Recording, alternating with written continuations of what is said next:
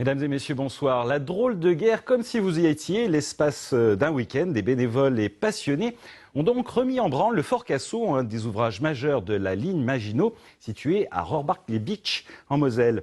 Un véritable saut dans le temps de 75 ans pour les visiteurs. Claire Schaffner et Benoît Bourg. Les Allemands arrivent. 10 hommes avec des fusils. 10 hommes armés. J'ai vu un pistolet mitrailleur. Retour en 1940 sur la ligne Maginot. On vous couvre! Feu!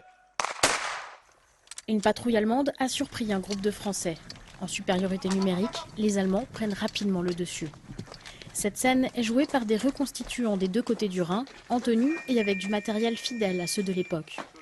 On se rend bien compte que le soldat, il est habillé tout en laine, avec un casque, un fusil, potentiellement lourd, de l'équipement.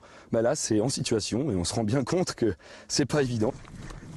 C'est l'armée française, c'est nos grands-parents, ce sont nos aïeuls, il y a un lien quelque part pour ça. Et puis c'est une armée qu'on a tendance à beaucoup dénigrer, à beaucoup oublier, alors que ce sont des hommes qui se sont battus. Mai-juin 40, c'est 100 000 morts sur un mois d'offensive. C'est pire que les pires moments de l'invasion de l'URSS par les Allemands.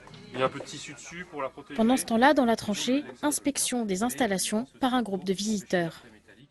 On a tendance à connaître un petit peu les guerres, leur aspect général, les stratégies, mais finalement le quotidien, les gamelles, la nourriture, la vie au camp, on ne connaît rien de tout ça.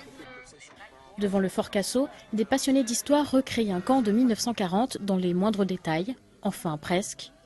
Au menu à midi, riz au grain préparé sur la roulante. Pour nous, c'est un devoir de mémoire avant tout.